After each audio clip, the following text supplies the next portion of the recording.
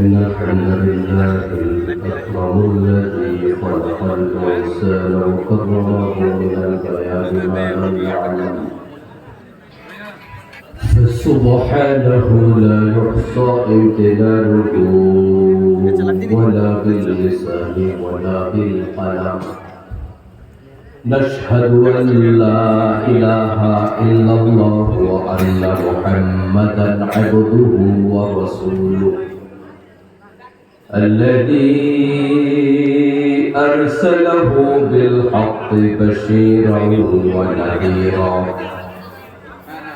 وداعيا إلى الله بإذنه وسراجا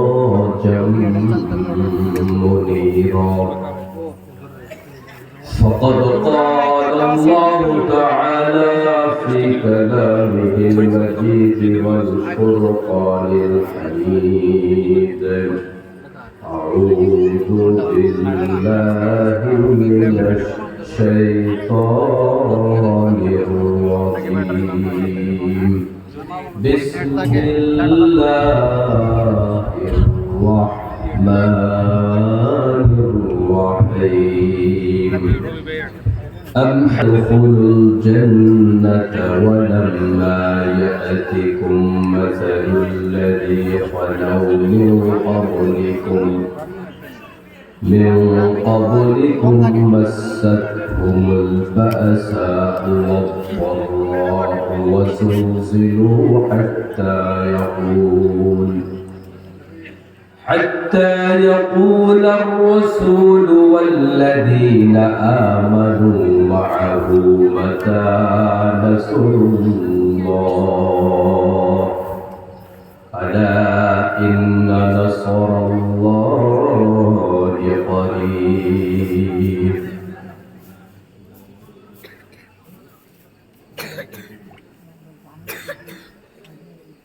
وقال تعالى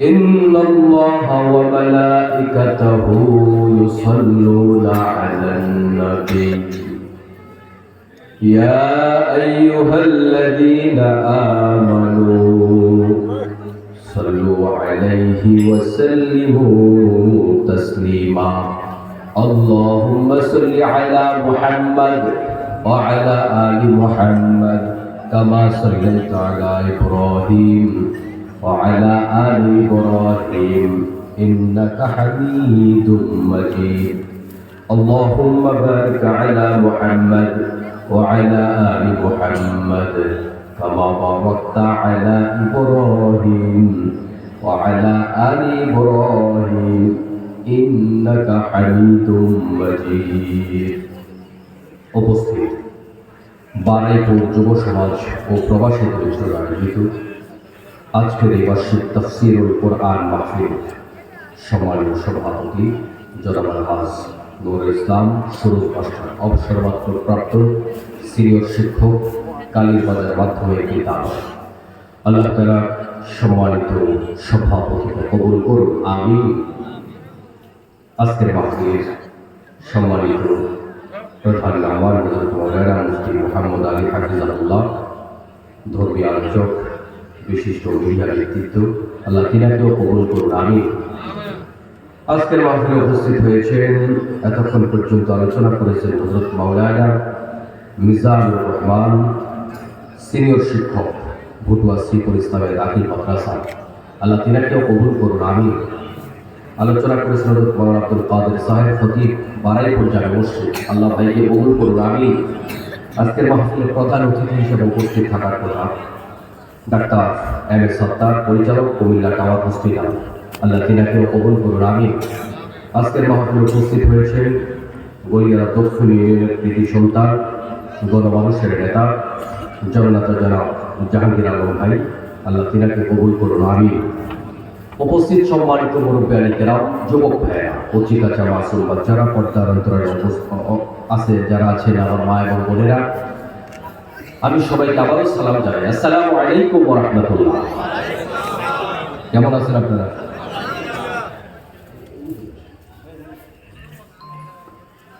আমাদেরকে ভালো রেখেছেন কে বলেন তো? আল্লাহ তাআলা আমাদেরকে ভালো রেখেছেন।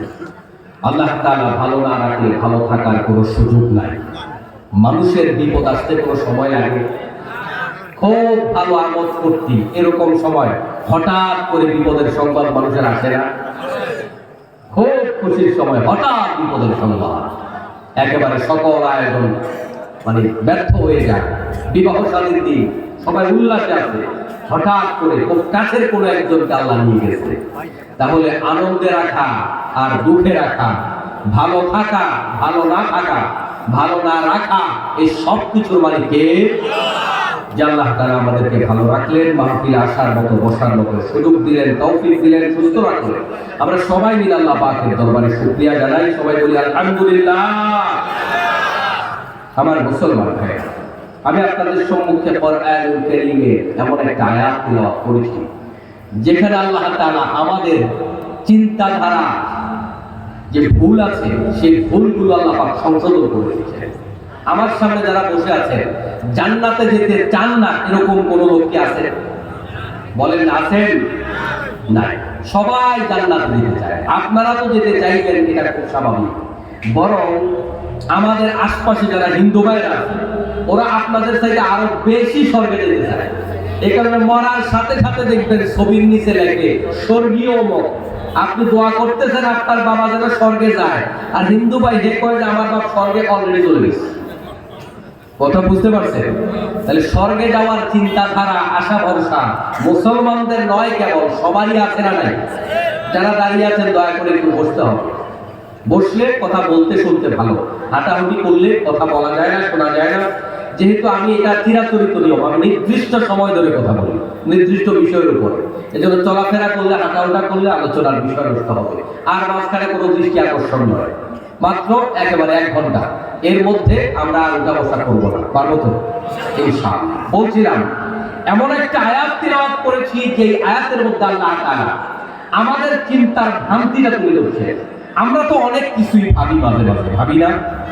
অনেক বিষয় ভালো ভাবি কিন্তু খারাপ হয়। ব্যবসা ভালো হবে মনে করি কিন্তু লস হয়, লস হবে মনে করি কিন্তু লাভ হয়ে গেছে। তাহলে আমাদের ভাবনা কি সঠিক হয় না ভুল হয়?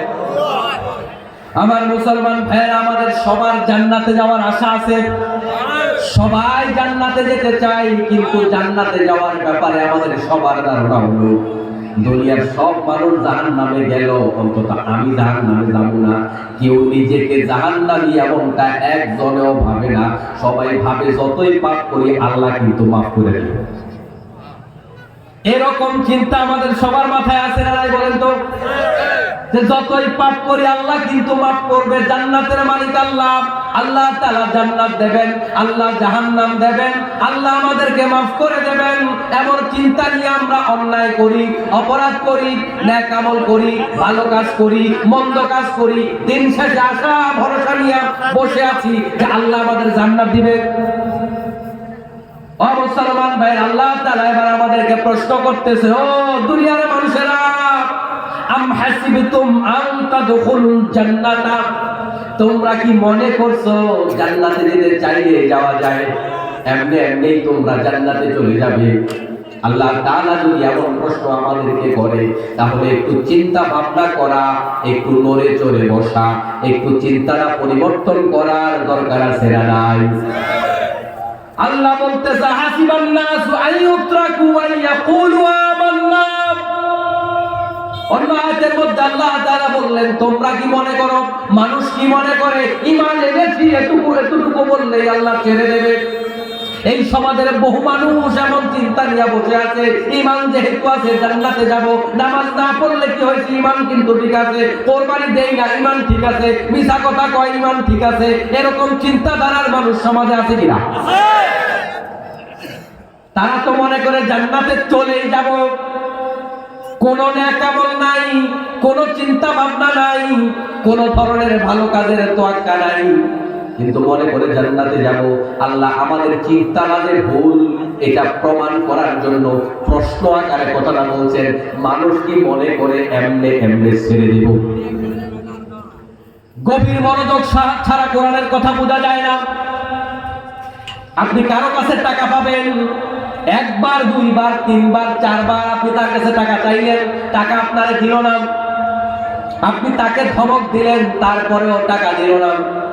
কিন্তু আপনি বিরক্ত হতে হতে একটা পর্যায়ে যদি কোনোদিন আপনি বলে বেড়ান, সে কি মনে করছে আমি তারে এমনে ছেড়ে দেব, এই যে বাক্যটা আপনি তার ব্যাপারে বললেন, এটা কি আগের চাইতে কড়া কথা না নরম কথা? সে কি ভাবছে এমনে ছেড়ে দেব, তার মানে মোটেও ছাড়বো না? এই কথাটা যদি একটা মানুষকে বলে, এর দ্বারা বোঝা যায় তার সামনে বললে বেইজ্জতি হওয়ার সম্ভাবনা আছে, থাপ্পড় খাওয়ার সম্ভাবনা আছে, মাইর খাওয়ার সম্ভাবনা আছে। আপনার প্রতিবেশী আপনাকে বললেও তো আপনি ভয় পাইবেন, কারণ ভাষাটা কঠিন। এত কি মনে করছে আমি ছেড়ে দিব তারে, আমি দেখাই দিব। মানুষ যদি মানুষকে এই ভাষায় বলে, এটা যদি ভয়ানক হয়, এটা যদি কঠিন হয়, ওই কথাটা যদি আসমান জমিনের মালিক বলে, যিনি সর্বময় ক্ষমতার মালিক, তিনি যদি বলে মানুষ কি মনে করে এমনি তাদেরকে ছেড়ে দেব, তাহলে এই ধরা কি ছোট ধরা না বড় ধরা? এটা সামান্য বিষয় নয়। খেয়াল করবেন, আল্লাহ তাআলা কোরআনুল কারীমের ভেতরে যেই ভাষাগুলো ব্যবহার করেন, যেই শব্দগুলো ব্যবহার করেন, ওইটাই আল্লাহ ব্যবহার করে বান্দা যেটা দিয়া বুঝে বালা। যেটা উদাহরণ দিলে বান্দা একটু মজা পায়, যেটা উদাহরণ দিলে বান্দার মাথায় ভালো করে ঢুকবে। যেমন আল্লাহ তাআলা কোরআনুল কারীমের মধ্যে বললেন, আমি কি তোমাদেরকে এমন একটা ব্যবসার কথা বলবো না, যেই ব্যবসা তোমাদেরকে জাহান্নামের আগুন থেকে মুক্তি দিবে? মানুষ যে ব্যবসা খুব ভালো বোঝে, এটা আল্লাহ জানে। ব্যবসার প্রতি মানুষের আকর্ষণ বেশি, এটা আল্লাহ জানে। এই জন্য আল্লাহ রব্বুল আলামিন মানুষকে ব্যবসা দিয়া বুঝায়। মানুষের একটা অভ্যাস হলো, মানুষ সাধারণ কথা যতটা না বিশ্বাস করে, কসম করে বললে মানুষ ওই কথা তার চেয়ে বেশি বিশ্বাস করে। এজন্য গুরুত্বপূর্ণ কথা বলার ক্ষেত্রে আল্লাহ তাআলা কোরআনুল কারীমের মধ্যে মাঝে মাঝে কসম করে কথা বলে, বান্দা যেন অন্যান্য কথাগুলোর চাইতে এই কথাটাকে একটু গুরুত্ব বেশি দিয়া শোনে। কথা বুঝতেছেন? তাহলে আল্লাহ তাআলা বান্দার জন্য এমন ভাষায় কথা বলা পছন্দ করেন, যেই ভাষায় কথা বললে বান্দার গিলুতে ঢুকবে ভালো। এবার আল্লাহ তাআলা আমাদের মতো করে বলছেন, মানুষ কি মনে করে তাদেরকে এমনি শুধু ঈমান এনেছে এটা বললে ছেড়ে দেওয়া হবে, আর কোনো প্রশ্ন করা হবে না? ওয়ালাকাদ ফাতান্নাল্লাযীনা মিন ক্বাবলিহিম ফালায়া'লামান্নাল্লাহু আল্লাযীনা জাহাদু মিনকুম ওয়া ইয়া'লামাস সাবিরিন। আল্লাহ তাআলা বলেন, আমি কি দেখব না যে কারা কারা আমার পথে জিহাদ করেছে, কারা কারা ধৈর্য ধারণ করেছে? এই জিহাদ আর ধৈর্য ধারণ, এই দুইটা ছাড়া, এই দুই পরীক্ষা ছাড়া আল্লাহ তাআলা কাউকে ছেড়ে দেবেন না। এক্ষেত্রে এক দুইজনের ব্যাপারে আল্লাহ ছাড়ের কথা বলেননি। তার মানে এই দুই পরীক্ষা ছাড়া কাউকে আল্লাহ পাক জান্নাত দেবে না। আপনি যদি মুমিন হন, জিহাদের সাথে আপনার সম্পৃক্ততা আছে কিনা এটা আল্লাহ অবশ্যই যাচাই করবে। বিপদ আসলে আপনি ধৈর্য ধারণ করেন কিনা এটা আল্লাহ অবশ্যই যাচাই করবে। এই দুই পরীক্ষা ছাড়া কাউকে আল্লাহ জান্নাতের জন্য বাছাই করে না। আমার মুসলমান ভাইয়ের, আল্লাহ রাব্বুল আলামিন বললেন, আল্লাহ পাক যাচাই করে নিতে চান কারা ঈমানের দাবিতে সত্যবাদী আর কারা ঈমানের দাবিতে মিথ্যাবাদী। আহাসিবান নাস ওয়া ইউতরাকু ওয়া ইয়াকুলু আমান্না ওয়া হুম লা ইফতানুন ওয়া লাকাদ ফাতান্নাল্লাযীনা মিন ক্বাবলিহিম ফালা ইয়া'লামান্নাল্লাহু আল্লাযীনা সাদাকু ওয়া লা ইয়া'লামান্নাল কাযিবিন। আল্লাহ পাক ঈমানের পরীক্ষা করে দেখতে চায় কারা ঈমানের দাবিতে সত্যবাদী আর কারা মিথ্যাবাদী। তাহলে ঈমানদার দুই রকম। কয় রকম? এক রকমের ইমানদার সত্যবাদী, আর এক রকমের ইমানদার মিথ্যাবাদী। আমার মুসলমান ভাইয়েরা, পণ্য দুই রকম হয়, একটা এক নাম্বার, একটা দুই নাম্বার। আপনি যখন দেখবেন যে আপনার ভালো তেল দিয়া গাড়ি ভালো চলে না, তখন আপনি বুঝবেন তেলের মধ্যে ভেজাল আছে। আপনি যখন দেখবেন চিনি মিক্স করছেন কিন্তু মিষ্টি কম হয়, আপনি বুঝবেন চিনির মধ্যে ভেজাল আছে। তাহলে প্রত্যেকটা জিনিস এক নাম্বার এবং দুই নাম্বার হয়, আর ঈমানও এক নাম্বার এবং দুই নাম্বার হয়। এজন্য যুগে যুগে ঈমানদার দুই রকম ছিল। এক দল ছিল খাঁটি ঈমানদার, আরেক দল ছিল ঈমানের দাবিদার। এক দল হলো মুসলমান, এক দল মুসলমানের দাবিদার। যারা মুসলমান তারা জান্নাত পাবে, যারা দাবিদার দখলদার তারা জান্নাত পাবে না। আল্লাহ তাআলা বলেন ঈমান এনেছি বললেই হবে না, আমি যাচাই করতে চাই যে সত্য ঈমানদার কে মিথ্যা ঈমানদার। সত্য এবং মিথ্যার মধ্যে কাজের একটা পার্থক্য আছে। আপনি যখন আমাকে বিশ্বাস করবেন, আর আমি যদি আপনারে বলি ভাই আপনার মাকে নিয়ে হসপিটাল রওনা হয়েছেন, খুব বেশি অসুস্থ, স্ট্রোক করেছেন, এই রাস্তায় আপনার সাথে আমার দেখা হলো, আমি আপনারে বললাম ভাই সামনের কালভার্ট ভাঙা, আপনি কি যাবেন? আপনি এখন শ্রীপুর দিয়ে ঘুরে যাবেন। কিন্তু আমার কথা শোনার পরেও যদি আপনি যান, তখন বোঝা যাবে আপনি আমার কথা বিশ্বাস করেন না।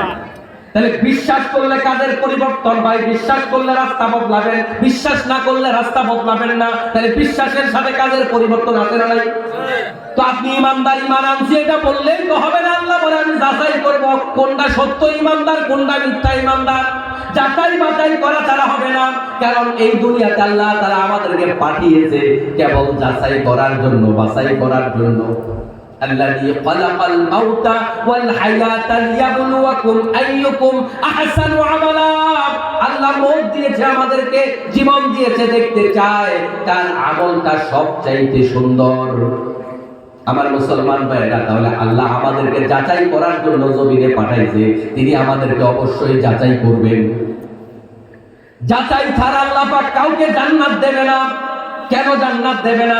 একটা ক্লাসের মধ্যে ক্লাসের যিনি প্রধান শিক্ষক তিনি জানেন কোন ছাত্র ভালো কোন ছাত্র খারাপ। পরীক্ষা ছাড়াই আইডিয়া করতে পারে কার রোল 1 হবে, কার 2 হবে, কার 3 হবে।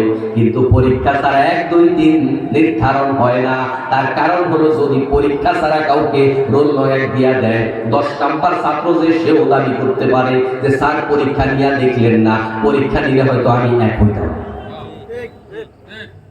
তাহলে পরীক্ষা না নিলে 10 নাম্বারও দাবি করবে আমি 1 হইতাম। আল্লাহ পাক যদি আমাদেরকে পরীক্ষা না করে জান্নাত দেয়, জাহান্নাম দেয়, তখন যারা দুর্বল ঈমানদার, যারা বেঈমান, যারা মুনাফিক, তারাও তো দাবি করবে আমিও তো ঈমানদার ছিলাম। এজন্য আল্লাহ মুনাফিকদেরকে এখানে জায়গা দেবেন না। আল্লাহ পরীক্ষা করে নিতে চান। ঈমানদারকে পরীক্ষা করলে যাচাই হয়ে যাবে কে আমার জন্য জান দিতে রাজি, কে আমার জন্য মাল দিতে রাজি, কে আমার জন্য টাকা দিতে রাজি, কে আমার জন্য ইজ্জতের কোরবান দিতে রাজি, কে আমার জন্য জেলে যাইতে রাজি, কে আমার জন্য গালি শুনতে রাজি। এই পরীক্ষার মুখোমুখি হলে তখনই দেখা যাবে আপনি আল্লাহর প্রতি কতটুকু ঈমান আনছেন।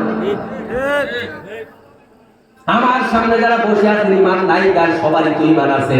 ওয়াজ শোনার দরকার কি? সবাই তো কমবেশ মসজিদে আছে, সবাই তো নামাজি। কেউ হয়তো 5 ওয়াক্ত নামাজি, কেউ হয়তো সাপ্তাহিক নামাজি, কেউ হয়তো বার্ষিক নামাজি, বিভিন্ন মাপের নামাজি। আমরা তো সবাই নামাজি, হয়তো নিয়মিত নামাজি না। তাহলে ওয়াজটা করার দরকার কি? সবাই তো মুসলমান, সমস্যাটা কোথায়? আসলে কথা হলো এই, আমরা সবাই আল্লাহকে মানি, ততক্ষণ বিপদ আসে না যতক্ষণ আমরা নবীর সুন্নাত মানি, ততক্ষণ অসুবিধা নাই যতক্ষণ। বাংলাদেশের বহু আলেম গত 16 বছর হক কথা বলে নাই, কারণ একটা তার চাকরিটা হারিয়ে যাবে। তাই আপনিও আলেম, আপনিও কোরআনের ধারক, আপনিও কোরআনের বাহক, হক কথা বলতে পারলেন না কেন? আমি হক কথা বলে মামলা খাইতে চাই না, হক কথা বলে চাকরি হারাইতে চাই না, হক কথা বলে মানুষের গালি শুনতে চাই না।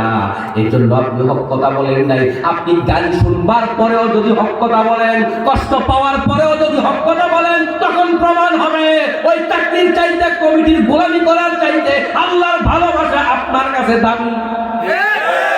বাংলাদেশে হাজার হাজার ইমামের চাকরি চলে গেছে গত 16 বছরে। হাজার হাজার ইমামকে রিমান্ডে দেওয়া হয়েছে, হাজার হাজার আলেমদের মুখে প্রস্তাব করে দেওয়া হয়েছে। আপনারা হয়তো জানেন না, আল্লামা মামুনগরের মতো লোক, আল্লামা সাইদির মতো লোক, এরকম বৃদ্ধ বয়োবৃদ্ধ লোকদেরকে পর্যন্ত ওই স্বৈরাচারের পুলিশ বাহিনী পিটায়া পিটায়া এক একজন আলেমদেরকে হাত পা ভেঙে চুরমার করেছে। তাদেরকে অফার করা হয়েছিল আপনাদেরকে মন্ত্রী বানায় এখান থেকে বের করা হবে, আপনাদেরকে এখান থেকে রাজনীতি বেশি বের করা হবে।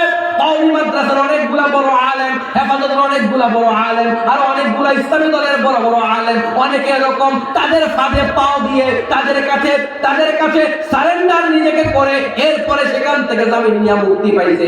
আবার অনেকে বলেছে জীবন দিয়া দেব কিন্তু সারেন্ডার করব না। তাহলে আলেমও দুই রকম, একদল সহি, একদল গায়রে সহি, একদল সঠিক ইমানদার, একদল দুর্বল ইমানদার। যারা সঠিক ইমানদার তারা দুনিয়ার বিনিময়ে আখিরাতকে কিনেছে, আর যারা দুর্বল ইমানদার তারা আখিরাতের বিনিময়ে দুনিয়াকে কিনেছে, দুনিয়াতে তারা কোটিপতি হয়েছে। ঠিক না? তাহলে ইমানদার দুই রকম। একদল ইমানদার তারা তাদের ভিতরে ইমান রাখে না, ইমানের কারণে কাজের পরিবর্তন হয় না। আর একদল ইমানদার তার ইমানের কারণে কাজের পরিবর্তন হয়। ইমান মানে বিশ্বাস। আপনি আমাকে বিশ্বাস করলে রাস্তা পরিবর্তন করতেন, আপনি যেহেতু রাস্তা পরিবর্তন করেন নাই, এর দ্বারা বোঝা যায় আপনি আমারে বিশ্বাস করেন না, যতই মুখে মুখে বলেন। এখন আমরা যারা ইমানদার আছে, আমরা আল্লাহকে বিশ্বাস করি। জুমার নামাজে আমি শুনেছি নামাজ না পড়লে জাহান্নামে যাওয়া লাগে, নামাজ বেহেশতের চাবি। আপনি শুনেছেন সুদ খাওয়া মানে হলো মায়ের সাথে 36 বার জানা করা। 1 টাকা সুদ খাইলে যদি এত গুনাহ হয়, তাহলে 1000 টাকা সুদ খাইলে কত গুনাহ হয় আপনি জেনেছেন, তারপরেও আপনি সুদ ছাড়েন নাই। আপনি বলতেছেন আপনি আল্লাহরে বিশ্বাস করেন। বিশ্বাস করলেন কেমনে? আমি একটা মোমবাতি এখানে জ্বালাই, মোমবাতির মধ্যে আঙ্গুল দিলে আঙ্গুল পড়বে, এটা স্বাভাবিক না অস্বাভাবিক? বিশ্বাস করেন তো সবাই? দেখি আমি যদি আপনারে বলি ভাই আমি আপনারে 2000 টাকা দিব, একটু আঙ্গুলটা মোমবাতিতে দেন 1 মিনিটের জন্য, দিবেন? যদি বলি যে 10 সেকেন্ডের জন্য দেন 10,000 টাকা দিব, দিবেন? 1 সেকেন্ডের জন্য তো দিতে রাজি হবেন না। কেন রাজি হবেন না? আপনি জানেন মোমবাতির মধ্যে আঙ্গুল দিলে আঙ্গুল পুড়ে যায়। এ আমার টাকার চাইতে এটা আরো বেশি ব্যথা, টাকার চাইতে ব্যথার মূল্য অনেক বেশি, অতএব এটা আমি দিব না। তো ইমাম সাহেব যে আপনারে বলেছে সুদের ব্যবসা করলে জাহান্নামে যাইবেন, নামাজ না পড়লে জাহান্নামে যাইবেন, পিতামাতার অবাধ্য হইলে জাহান্নামে যাইবেন, সুদ খাইলে ঘুষ খাইলে মানুষের হক মেরে খাইলে জাহান্নামে যাইবেন। আপনি হ্যাঁ হ্যাঁ করছেন, মাথা নিচের দিকে দিয়া বসে আছেন, নিজের ইমানদার দাবি করেন, মানে আল্লাহরে বিশ্বাস করেন, আল্লাহর কথা বিশ্বাস করেন, হুজুরের কথা বিশ্বাস করেন, তাই বলে আপনি ইমানদার। কিন্তু সুদ তো ছাড়লেন না, ঘুষ তো ছাড়লেন না, রাস্তা তো পরিবর্তন করলেন না, আবার বলতেছেন আমি বিশ্বাস করি। আসলে আপনি বিশ্বাস করেন না। বিশ্বাস করলে কাজের পরিবর্তন হবে, কাজের পরিবর্তন না হলে বোঝা যাবে আপনি মোটেও বিশ্বাস করেন নাই। এজন্য আল্লাহ রাব্বুল আলামিন জানে একদল লোক ইমানদার আর একদল লোক ইমানের দাবিদার। আল্লাহ তাআলা বলছেন আমি দেখে নেব কারা ইমানের দাবিতে সত্যবাদী আর কারা মিথ্যাবাদী। কারণ রাসূলের পেছনেও এরকম 2 শ্রেণীর লোক ছিল। এক শ্রেণীর লোকেরা জীবন দিয়ে রাসূলের পেছনে যুদ্ধ করেছে, আরেক শ্রেণীর লোকেরা যুদ্ধের ময়দান থেকে পালিয়ে গিয়েছে। আব্দুল্লাহ ইবনে উবাই উহুদের যুদ্ধ থেকে 300 জন সৈন্য নিয়ে পলায়ন করেছে। এটা হচ্ছে উহুদের যুদ্ধে মুসলমানদের পরাজয়ের অন্যতম একটা কারণ। কেন মুসলমানরা পরাজয় বরণ করেছে? তার কারণ এই শয়তান ওখান থেকে পালায় গেছে। কথা বুঝতেছেন? আমার মুসলমান ভাই, আল্লাহ রাব্বুল আলামিন কোরআনুল কারীমের অন্য আয়াতের মধ্যে বলেন ইউরিদুনা লিইউতফিউ নূরাল্লাহি বিআফওয়াহিহিম ওয়াল্লাহু মুতিম্মু নূরিহি ওয়ালাউ কারিহাল কাফিরুন। তারা চায় তাদের মুখের ফুৎকার দিয়ে আল্লাহর নূরটাকে নিভিয়ে দিতে। এখানে আল্লাহ তাআলা কেবলমাত্র কাফেরদের কথা বলে নাই, মুসলমান নামদারি এক শ্রেণীর ইমানদাররাও ইসলামটাকে ফুঁক দিয়ে নিভাই দিতে চায়। যারা মাদ্রাসায় পড়েছেন তারা জেনে থাকবেন মোজারের সিগা 2টা কালের অর্থ একসাথে দেয়, বর্তমান এবং ভবিষ্যৎ। মোজারের সিগা কয় কালের অর্থ দেয়? 2টা, মানে 2টা কালের অর্থ একসাথে দেয়, বর্তমান কাল এবং ভবিষ্যৎ কাল। ইউরিদুনা তারা চায় এবং চাইবে, আল্লাহর নবীর জামানায় ইসলামকে নিভাইতে চাইছে এবং কিয়ামত পর্যন্ত ইসলাম নিভাইতে চাইবে। কি দিয়া চাইবে? মুখের ফুৎকার দিয়ে। অথচ আল্লাহ রাব্বুল আলামিনের সিদ্ধান্ত হলো আল্লাহু মুতিম্মু নূরিহি ওয়ালাউ কারিহাল কাফিরুন। আল্লাহর সিদ্ধান্ত তিনি তার নূরকে প্রজ্বলিত করবেন। এটা কাফেরদের কাছে পছন্দের কারণ, অপছন্দের কারণ। এটা কাফেররা পছন্দ করে না। আমার মুসলমান ভাইরা, আজকের বাংলার জমিনেও এক শ্রেণীর মুসলমান নামদারি মুনাফিকরা এই দেশ থেকে ইসলামটাকে মুছে দিতে চায়, ঠিক কিনা? এই পৃথিবীতে যারা ইসলামের কথা বলে তাদের ধরন 2টা। এক ধরনের লোক পায় বিরানি, আরেক ধরনের লোক পায় দৌড়ানি। এখন আপনি কলকাতারে ইসলাম পালন করলে আপনি দুইটার যেই কোনো একটা পাইবেন, হয় বিরিয়ানি পাইবেন না হয় দোরানি খাইবেন, দুইটার একটা খাইবেন। আপনি কোনটাতে যাবেন? আপনি যাবেন সেটাতে। নবীরা গিয়েছে যেটাতে। বাবা আদম আলাইহিস সালাম থেকে শুরু করে আমাদের শেষ জামানার পয়গম্বর পর্যন্ত যত নবী যত রাসূল দ্বীনের কাজ করেছে, এমন কোন নবী নাই, এমন কোন রাসূল নাই, শুধুমাত্র দুইজন ছাড়া, যারা মায়ের খায় নাই, দোরানি খায় নাই, এমন একজন নবীও খুঁজে পাওয়া যায় না। মনে রাখবেন আমার মুসলমান ভাইরা, আমি জান্নাতে যেতে চাই। আলোচনার শুরুতে বলেছি জান্নাতের মালিক যিনি, তিনি যেই তরিকায় গত এই শত শত বছর, হাজার হাজার বছর ইমানদারদেরকে জান্নাতের জন্য যেই তরিকায় বাছাই করেছেন, আপনাকে সেই তরিকায় যেতে হবে। এর বাইরে জান্নাতে চলে যাওয়ার কোনো রাস্তা নাই। জান্নাতে ফাঁক ফোকর দিয়া ঢোকার কোনো সিস্টেম আল্লাহ তাআলা রাখে নাই। সব নবী রাসূলরা এই কষ্টগুলা করে করে জান্নাতের মালিক হয়েছেন, ঈমানি পরীক্ষায় উত্তীর্ণ হয়ে হয়ে জান্নাতের মালিক হয়েছেন। আল্লাহ তাআলা বলেন, ওয়ালা নাবলুওয়ান্নাকুম বিশাইইম মিনাল খাউফি ওয়াল জু'i ওয়া নাকসিম মিনাল আমওয়ালি ওয়াল আনফুসি ওয়াস সামারাত ওয়া বাশশিরিস সাবিরিন। আল্লাহ বললেন আমি অবশ্যই অবশ্যই পরীক্ষা করব। অবশ্যই কয়বার বললাম? দুইবার বললাম। কয়বার? মনোযোগিতা আপনাদের আছে? আল্লাহ বলছে আমি অবশ্যই অবশ্যই পরীক্ষা করব। এক নাম্বারের পরীক্ষা হবে তোমাদের ভয় দিয়া পরীক্ষা। পরীক্ষা হবে ব্যক্তির ইমানের উপর ভিত্তি করে। যার ইমান যত পাকা, তার ওই ইমানদারের পরীক্ষা তত বড়। ইমান যত দুর্বল, পরীক্ষাও তত দুর্বল। এজন্য যোগে যোগে নবীদেরকে আল্লাহ পরীক্ষা করছে, বড় না। আজকের বর্তমান পৃথিবীতেও যারা দ্বীনের কথা বলার কারণে ফাঁসির রশি গলায় নেয়, আপনিও তো ইমানদার, আপনার গলায় ফাঁসির রশি লাগে না কেন? কারণ যার গলায় ফাঁসির রশি লেগেছে, আপনি তার মতো ইমানদার এখনো হতে পারেন নাই। আপনার জন্য পরীক্ষা ছোট না, ওয়ালা নাবলুওয়ান্নাকুম বিশাইইম মিনাল খাউফি। আপনার জন্য এক নাম্বার পরীক্ষা খালি চারপাশে ভয় লাগে। ভয়ে আপনি ইসলামের উপরে থাকেন না, পালিয়ে যান, আল্লাহ দেখতে চায়। ওয়াল জু'i একটু অভাব হবে আপনার, খোদা দিয়ে আল্লাহ পাক পরীক্ষা করবে। ওয়া নাকসিম মিনাল আমওয়াল, মাল সম্পদ কমে যাবে। আল্লাহ রাব্বুল আলামিন এরপর আপনার ফসলের ক্ষতি করবে। আল্লাহ তাআলা আপনাকে বিভিন্ন ভাবে পরীক্ষা করবে, হুমকি দিয়ে পরীক্ষা করবে। ওয়াল আনফুসি ওয়াস সামারাত, আপনার জীবন নাশের মাধ্যমে আল্লাহ পাক পরীক্ষা করতে চায়। যুগে যুগে যারা ইসলামের কথা বলেছে, তাদেরকে মৃত্যুর মুখোমুখি হয়ে তারপরে আল্লাহকে খুশি করতে হয়েছে। জাকারিয়া আলাইহিস সালাতু ওয়াস সালামের ঘটনা আমরা অনেকেই জানি, এবং এই নিয়ে বাংলাদেশে অনেক গজল আছে। করাত দিয়ে তাকে চিড়ে ফেলা হয়েছে, একটা শব্দ পর্যন্ত উচ্চারণ করতে পারে না। ও শব্দ উচ্চারণ করলে আল্লাহ তাআলা ফায়সালা তার ব্যাপারে ভিন্ন করবে। ও শব্দ উচ্চারণ করতে পারে নাই, জীবন্ত মানুষটাকে দুই টুকরা করে ফেলা হয়েছে। কোনো ধরনের শব্দ করা চলবে না। এভাবে পরীক্ষা দিয়ে দিয়ে আল্লাহ রাব্বুল আলামিন ঈমানদারদেরকে জান্নাতের জন্য বাছাই করেন। আর সেজন্যই বলেছে আ'আসিবান নাসু আইয়ুতরাকু আইয়াকুলু আমান্না। ও বাংলার জমিনের মুসলমানেরা, তোমরা কি মনে করছো ঈমান আনছি বললেই ছেড়ে দেবে? আল্লাহ প্রশ্ন করতেছে।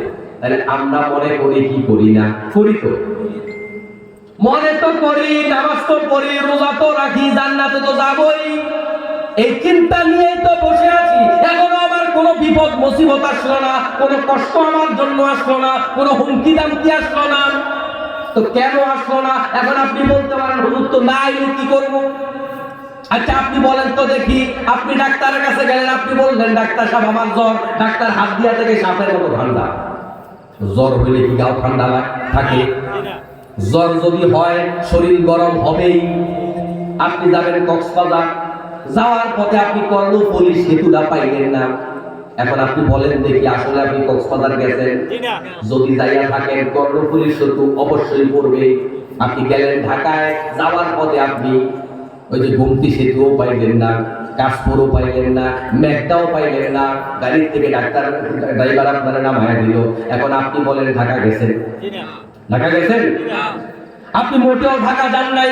ঢাকা যদি যাইতেন, ওই সেতু তিনটা অবশ্যই সই করতো সামনে, নিশ্চয়ই আপনি ভুল করে সিটাকে গেলেন, ঠিক না? মুসলমান ভাইয়েরা, আমি বললাম এখন আমরা কি জোর করে আল্লাহর পরীক্ষা নিব নাকি? না, জোর করে আপনি পরীক্ষা নেবেন না, তবে দিনের পথে চললে পরীক্ষা আসবে। যেহেতু পরীক্ষা আসে নাই, এর দ্বারা বোঝা যায় আমি দিনটা এখনো বুঝি নাই, দিনটা এখনো পরিপূর্ণ মানি নাই।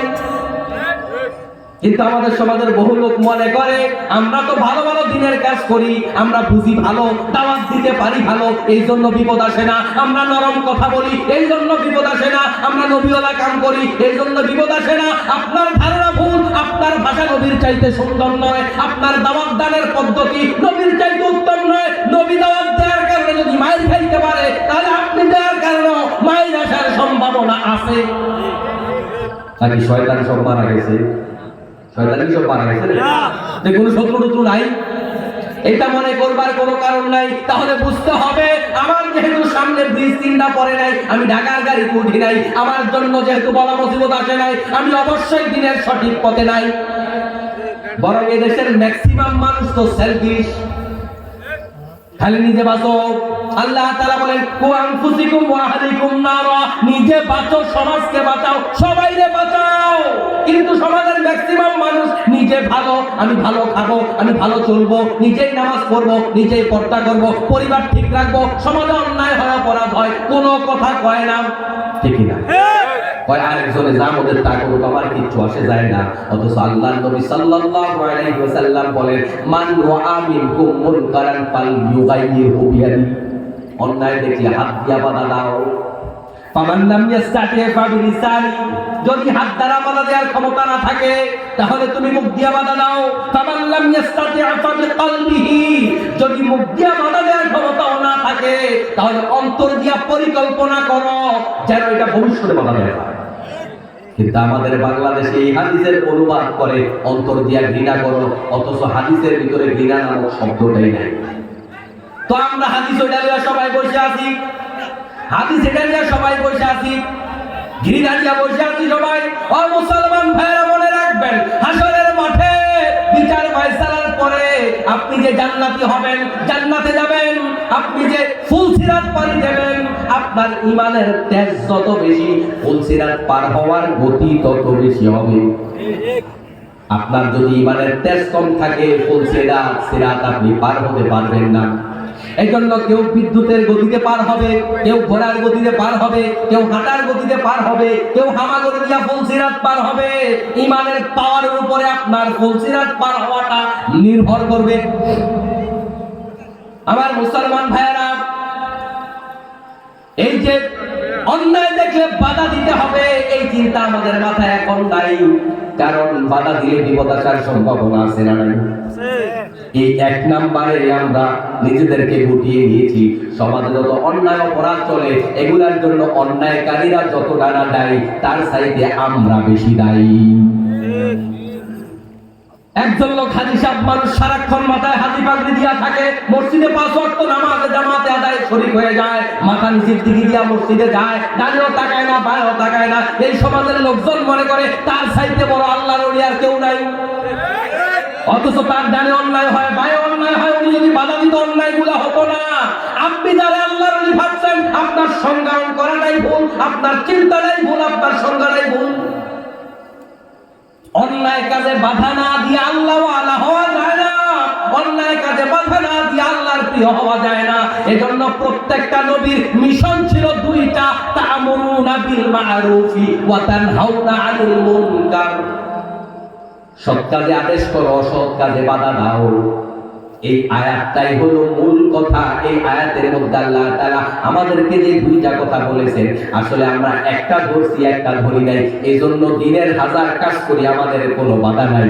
সৎ কাজে আদেশের কাজটা মোটামুটি করলেও অন্যায় কাজে বাধা আমরা দিতে কেউ রাজি না।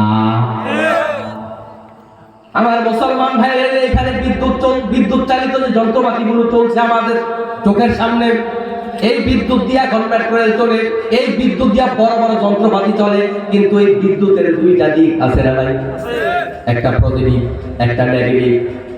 আমার ভাইরা, দুইটা তার মিলা যদি 100 কেভি হয় সাপ্লাই, এখন একটা তার যদি আপনি খুলে ফেলেন, আরেকটা তার দিয়ে কি 50 কেভি সাপ্লাই হবে? 10 কেভি, 1 কেভি, সোজা বাংলা হিসাব। আপনি একটা ব্যাটারি দেখেন, দুই পাশ থেকে জয়েন্টটা টানেন, পজিটিভ এবং নেগেটিভ, তারপরে আপনি এটার রেজাল্ট পাবেন। এটা একসাথে লাগলেই দেখবেন অনেক বড় বিস্ফোরণ ঘটাবে। এটা দিয়ে অনেক কিছু চালানো সম্ভব, কিন্তু এক পাশ যতই শক্তিশালী হোক কিচ্ছু হবে না। আল্লাহ তাআলা আপনাকে আদেশ করেছে দুইটা, যুগে যুগে সব নবী রাসূলকে আদেশ করেছে দুইটা, কাজ দিয়েছে দুইটা, যুগে যুগে ওলিয়া উলিয়ারা কাজ করেছে দুইটা, শাহজালাল শাহপরান বাংলাদেশে এসে কাজ করেছে দুইটা। আমরা শুধুমাত্র তা'মুরুনা বিল মা'রুফ, মানুষকে কেবল নেক কাজের কথা বলো, ভালো কাজের কথা বলো, এটা গ্রহণ করেছি। চোখের সামনে অন্যায় হয় আমরা বাধা দেই না, হত্যা হয় আমরা বাধা দেই না, দর্শন হয় আমরা বাধা দেই না, চাঁদাবাজি হয় আমরা বাধা দেই না, লুটতরাজ হয় আমরা বাধা দেই না। এগুলো আমার দায়িত্বের মধ্যে আছে মনে করি না। আপনি ইসলাম অর্ধেক মানলেন না, এজন্যই তো আপনার বাধা আসে না। আপনি যে বলেন আমিও তো দিনের কাজ করি, বাধা আসে না কেন? এই কারণেই তো বাধা আসে না। আমার মুসলমান ভাইয়েরা, 1000 শকুন, একটা জিন্দা মানুষ, শকুন গুলা কি তার কাছে আসবে? আর 1000 মরা মানুষ, একটা শকুন, যত হাজার মরা মানুষ হোক না কেন, ওই শকুন তাদের উপর আক্রমণ করবে না? করবে না? তাই জিন্দা মানুষ একটাও যদি হয়, তার উপরে 1000 শকুন আক্রমণ করবে না। মরা মানুষ যদি 1000 হয়, শকুন যদি একটাও হয়, আক্রমণ হবে। আজকের পৃথিবীর বাতিলরা, আজকের পৃথিবীর ইসলামের শত্রুরা আপনারা জীবিত মনে করে না, ওরা আপনাকে রিস্ক মনে করে না। ইসলামের জন্য কি বলে, তাদের অন্যায়ের জন্য আপনাকে বাধা মনে করে না। ওরা সুদভিত্তিক অর্থনীতি বাংলাদেশে কায়েম করেছে, তার জন্য আপনি কোনো বাধা না। ওরা যাকাত ভিত্তিক অর্থনীতি উৎখাত করেছে, তার জন্য আপনি কোনো বাধা না। ওরা পুরুষের নেতৃত্ব বাদ দিয়া নারীর নেতৃত্ব 50 বছর ধরে কায়েম করে রাখছে, ওইটার জন্য আপনি কোনো বাধা না। ওরা আলেম ওলামার 12টা বাজায়, আপনি কিচ্ছু বলেন না, ওদের কাজের জন্য আপনি বাধা না। ওরা মাদ্রাসা থেকে ইসলামটাকে ধুইয়া একেবারে সাফ করে ফেলেছে, আপনি তাদের কাজের জন্য বাধা না। তো ওরা আপনার বিরিয়ানি খাওয়াবে না কিভাবে? আপনি অন্যায় কাজের জন্য তো বাধা হইতে পারেন নাই, বাধা হইলেই তো বিপদ। কত কত অন্যায় বাংলার জমিনে চলে, ওরা দর্শনের সেঞ্চুরি করেছে, আপনি প্রতিবাদ করেন নাই। আপনি ইমাম সাহেব চুপ করে বসে আছিলেন, আপনার সরকার হজে নিয়ে গেছে সরকারের টাকা দিয়া, আপনি তাদের বিরুদ্ধে কোনো ফতোয়া দেন নাই। আছে না? তো আপনার জন্য বাধা আসবে কেমনে? আপনি তো বাতিলের জন্য রিস্ক না, আপনি বাতিলের জন্য কোনো অসুবিধার কারণ না। যখনই আপনি তার অসুবিধার কারণ হয়ে যাবেন, একটা খারাপ উদাহরণ আমাদের সমাজে আপনি দেখবেন, এক মেয়ের জন্য যদি 2 জন পাগল হয় একসাথে, একজন যে তার জন্য বাধা হয়ে দাঁড়াইলো, দেখবেন আরেকজনের 2 দিন পরে হঠাৎ করে গোপনে কল্লা ফলাই দিছে। আছে না? তার মানে আমার রাস্তায় বাধা দেনা সেটা আমি সরায় দেব। এজন্য বাংলার জমিন থেকে এমন কিছু আল্লাহওয়ালা, যারা দুর্নীতিমুক্ত, এমন কিছু সংসদ সদস্য, এমন কিছু জাতির শ্রেষ্ঠ সন্তান, এমন কিছু আলেমদেরকে বাংলার জমিন থেকে বিদায় করেছে, যারা মনে করেছিল তারা বেঁচে থাকলে এই বাংলার জমিনে চোরের বিরুদ্ধে আইন কায়েম হবে, আমাদের মতো এমপি মন্ত্রীদের হাত কেড়ে নেবে। ওই সমস্ত বড় বড় আল্লাহওয়ালা জাতির শ্রেষ্ঠ সন্তানদেরকে ফাঁসি দিয়ে বাংলার জমিন থেকে বিদায় করেছে, কারণ তারা বুঝেছে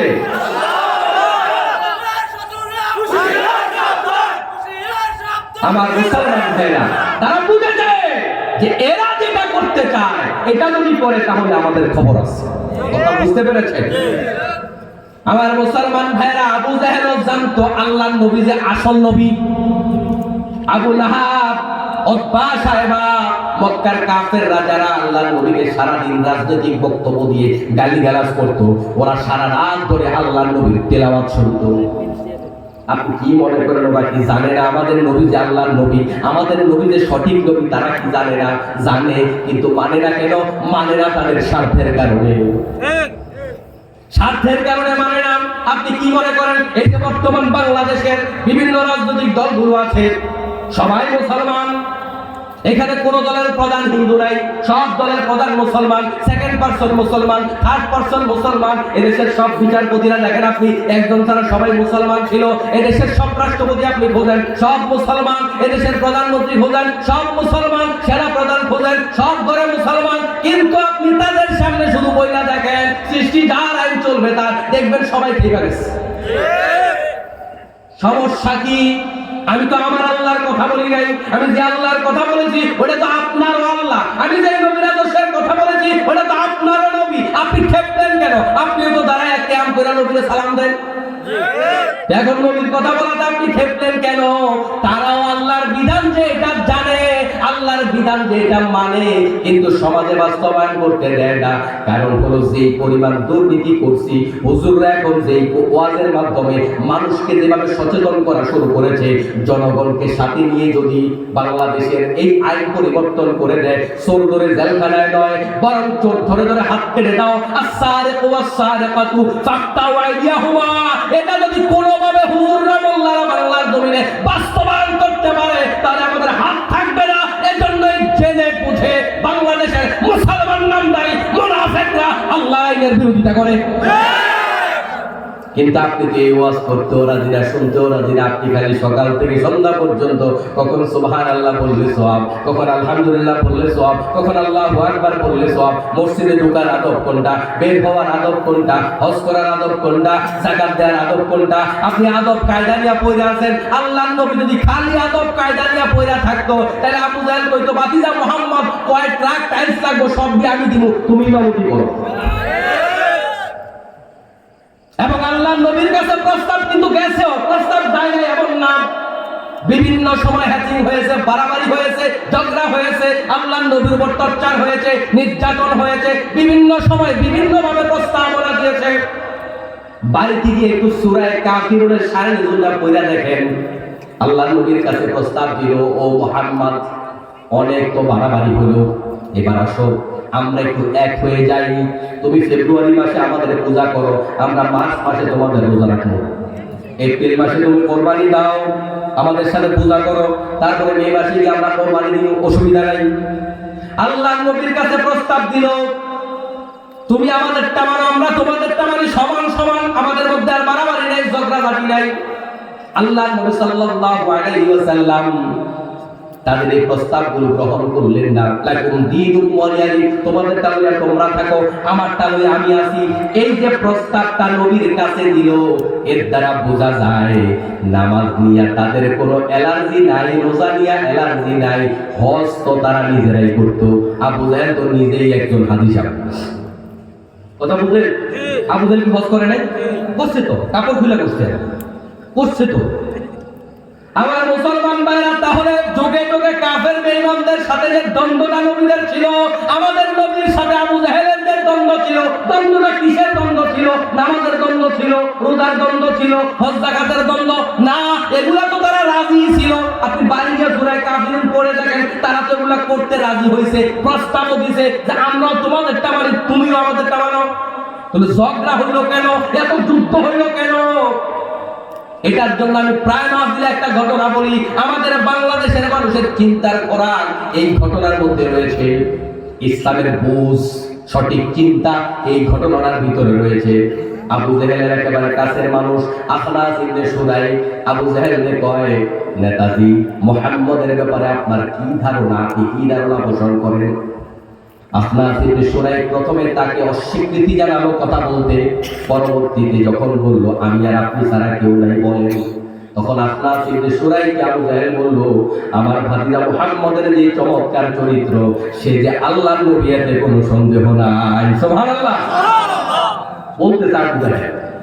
তো আবু জাহেলকে সে বলল, নেতাজি আমি তো আগেই জানি, তবে আপনার দরে কই না, আপনি এখন তাহলে চলেন, আমরা দুইজন মিলে ইসলাম কবুল করি, মুহাম্মদকে নেতা মানি। আবু জাহেল অস্বীকার করলো, এটা সম্ভব না। কেন সম্ভব না? আপনি তো মানেন, আপনি তো জানেন, তারপরেও কেন ইসলাম কবুল করবেন না? আবু জাহেল কয়, আখনাস ইবনে সুরাই, শোনো, আমি ইসলাম কবুল না করার পেছনে কারণ হলো এটা। আচ্ছা তুমি বলো দেখি, এখন যদি মুহাম্মদকে আমি নেতা মানি, এই চেয়ারের মালিক কে? আমি তো এখন হব কর্মী, মুহাম্মদ হবে নেতা সাল্লাল্লাহু আলাইহি ওয়াসাল্লাম। আবু জাহেল কই এটাই তো বড় সমস্যা। ও মুসলমান ভাইরা শোনেন, এই বর্তমান বাংলাদেশে আমাদের মাঝেও সমস্যা এটা, আর কোন সমস্যা না। নামাজ, রোজা, হজ, যাকাত, তাসবিহ, তাহলিল, দান, সাদাকা, সুন্নাত, মুস্তাহাব নিয়ে আওয়ামী লীগ, বিএনপি, জাতীয় পার্টি, জাসদ, বাসদ, জামাত ইসলামী, ডানপন্থী, তাবলীগ, পাবলিক কারোর কোনো ঝগড়া নাই। ঝগড়া একটা, আমরা যারা বলতে চাই ইসলাম অর্ধেক মানলে চলবে না, সৃষ্টি যার আইন চলবে তার, আল্লাহর আইনে বিচার করতে হবে, আল্লাহর আইনে সমাজ চালাতে হবে, নবীর আদর্শ গোটা দেশে চলবে, এটা বলার কারণে তাদের গায়ে আগুন ধরে যায়। ওইটা করলে পরে তাদের শেয়ার থাকবে না। এই শেয়ার হারাবার ভয়েই তারা আলেমদেরকে জেলখানায় ঢুকায়। তারাও জানে এই আলেমরা অপরাধী না, বরং কয়েকদিন আগে তারাই তো হুজুরদের কাছে নির্বাচনের আগে দোয়ার জন্য গেছে। এই স্বৈরাচারের বড় বড় মন্ত্রীরাই তো আলী হাসান, মোহাম্মদ মুজাহিদ, আল্লামা সাইদিদের কাছে দোয়ার জন্য গিয়েছিল। এরপর আবার জেলখানায় ঢুকাইলো কেন? এতদিন বিশ্বাস ছিল দোয়ার জন্য গেছে, আবার জেলে ঢুকাইলো কেন? এরা যখন মনে করেছে বাংলাদেশের এখন প্রতিরুদ্ধ শক্তি হয়ে যাচ্ছে, এদেশের মুসলমানরা তাদেরকে গ্রহণ করছে, কোনোভাবে যদি আল্লাহর আইন কায়েম হয় তাহলে আমাদের অবস্থা খারাপ। এরাও জানে কোন আলেম অন্যায় কথা বলে না, কিন্তু সমস্যা হলো একটা স্বার্থের কারণে আমরা ইসলামটা মানতে পারি না, ঠিক কিনা? আমার মুসলমান ভাইরা, বলছিলাম ইসলাম পালন করলে বাধা আসবেই। ওই বাধা আসাটা কতটুকু সত্য? দুই দুই মিলে কত হয়? যারা পিছনে কথা বললেন না তাদের কাছে কি 5 হয়? দুই দুই মিলে কত হয়? 4। এটা যদি আপনি আগামীকাল সকালে যোগ করেন কত হবে? আগামী সপ্তাহ যোগ করলে কত হবে? 200 বছর আগে যোগ করলে কত হইত? এটা কোনোদিন পরিবর্তন হবে? মনে রাখবেন প্রিয় মুসলমান ভাইরা, এটা যেমন অপরিবর্তনীয়, কখনো পরিবর্তন হওয়া সম্ভব না, ঠিক তেমনি ভাবে ইসলাম যদি আপনি মানেন, ওই দুই দুই মিলে 4 হওয়া যতটা সত্য, ইসলামের কথা বললে মানুষ আপনার মন্দ বলা, গালি দেয়া, কষ্ট দেয়া ততটা সত্য। এজন্য আমার মুসলমান ভাইরা, একা একা জান্নাতের আজকের মাহফিল থেকে আশা ছেড়ে দেন। জান্নাতে আমি যাব, আমার পরিবারকে নিয়ে যাব, আমার সমাজকে নিয়ে জান্নাতে যাব। আল্লাহ তাআলা যুগে যুগে বিভিন্ন জালেমদেরকে দুনিয়া থেকে বিভিন্ন সময় বিদায় করেছেন। কোন জালেমদেরকে আল্লাহ তাআলা ঘূর্ণিঝড় দিয়ে বিদায় করে দিয়েছেন, কোন জালেমদেরকে আল্লাহ তাআলা প্লাবিত করে বিদায় করেছেন, বন্যা দিয়ে বিদায় করেছেন। কোন জালেমকে আল্লাহ তাআলা মাটির নিচে এভাবে টেনে নিয়ে গেছেন, কোন জালেমকে আল্লাহ তাআলা আকাশ উঠাই এইভাবে উল্টা করে মাটি চাপা দিয়েছেন। আল্লাহ রাব্বুল আলামিন জিবরাইল আমিনকে পাঠালেন এক গোত্রের উপরে আযাব দেওয়ার জন্য, গজব দেওয়ার জন্য। জিবরাইল আমিন যাওয়ার পরে দেখে ওই গোত্রে এমন একজন আল্লাহ ওয়ালা আছে, এক মুহূর্তের জন্য আল্লাহর জিকির থেকে গাফিল হয় না। জিবরাইল আমিন আল্লাহর কাছে আবদার করলো, আল্লাহ তাআলা তুমি এমন একটা গোত্রকে আমাকে ধ্বংস করতে পাঠাইছো, যেই গোত্রে এমন একজন আল্লাহর ওলি আছে যে আল্লাহর ওলি তোমাকে এক মুহূর্তের জন্য বলে না। তুমি যদি অনুমতি দাও তাহলে এই আল্লাহর ওলির আমার একটা পাখার উপরে আগে নিরাপদ করে তারপরে এই জনপদকে আমি ধ্বংস করতে চাই। আল্লাহ তাআলা জিবরাইল আমিনকে কয়, ওই আল্লাহর ওলির দিয়া গজবটা শুরু কর। ওই আল্লাহর ওলি একাই ভালো মানুষ ছিল, সমাজের মানুষকে ভালো মানুষ বানায় নাই। ওই একাই নেক কাজ করেছে, সমাজের মানুষকে নেক কাজ করায় নাই। একাই নেক কাজ করেছে, অন্যায় কাজে বাধা দেয় নাই। আমাদের সমাজে যারা নেককার আমরা আছি, আমাদের রক্ত এই জায়গায়, আমরা সবাই নেককার, ভালো কাজ কম বেশ আমরা করি, কিন্তু হাজার অন্যায় সমাজে হয়, আমরা কেউ বাধা দেওয়ার জন্য দাঁড়াই না। বাধা দেওয়ার জন্য দাঁড়াইলেই তো আপনার বিরুদ্ধে শত্রু দাঁড়িয়ে যাবে। আপনি এলাকায় নামাজ পড়েন, আপনারা বাধা দিবে কে? কিন্তু আপনি যদি বলেন এই অঞ্চল দিয়া, বর্ডার দিয়া মাদকের কাজ কারবার কারা কারা করে যাচাই করতে চাই, এই বর্ডার দিয়া মাদক নামানো যাবে না, তাহলে মাদক কারবারি যারা আছে তারা আপনার শত্রু হওয়ার সম্ভাবনা আছে না? সুদখোর যারা আছে আপনি তাদের বিরুদ্ধে দাঁড়াবেন যে আমাদের এই গ্রামে অন্তত সুদভিত্তিক কাজ কারবার চলবে না, তাহলে সুদখোর যারা আছে যারা আপনার শত্রু হবে কিনা? যারা মদ খায়, ওপেন আর মদ খাওয়া যাবে না। যারা বিড়ি খায়, এখন থেকে আর ওপেন বিড়ি খাওয়া যাবে না। অন্যান্য গ্রামে চললেও এই বারাইপুর গ্রামে আর বিড়ি খাওয়া চলবে না। আপনি যদি বলেন এই গ্রামে আপনার শত্রুর অভাব থাকবে, এখন যে আপনার কোনো শত্রু নাই, সমস্যা কি? তার মানে অন্যায়ের সাথে আপনি কম্প্রোমাইজ করে চলতেছেন, নেক কাজ করতেছেন, অন্যায় কাজে বাধা দিচ্ছেন না। আপনি ইসলামের শুধু পজিটিভ নিছেন, নেগেটিভ নেন নাই। আপনাকে তা'মুরুনা বিল মা'রুফ যেমন নিতে হবে, ওয়া তানহাউনা আনিল মুনকার নিতে হবে। সব নবীর কাজ ছিল দুইটা। কয়টা? দুইটা। সৎ কাজে আদেশ করো, অসৎ কাজে নিষেধ করো। আরো মজার ব্যাপার শোনেন, গোটা কোরআনুল কারীমে শত শত জায়গায় আল্লাহ তাআলা এই সৎ কাজে আদেশের কথা বলেছেন, অসৎ কাজে বাধা দিতে বলেছেন। সবচাইতে আকর্ষণীয় ব্যাপার যেটা, কোরআনুল কারীমে যত জায়গায় আল্লাহ সৎ কাজের কথা বলেছেন, ঠিক তত জায়গায় সমান জায়গায় আল্লাহ অসৎ কাজে বাধা দিতে বলেছেন। সমান জায়গায় বলার মানে কি? গুরুত্ব সমান। যত জায়গায় আমর বলেছেন, ঠিক তত জায়গায়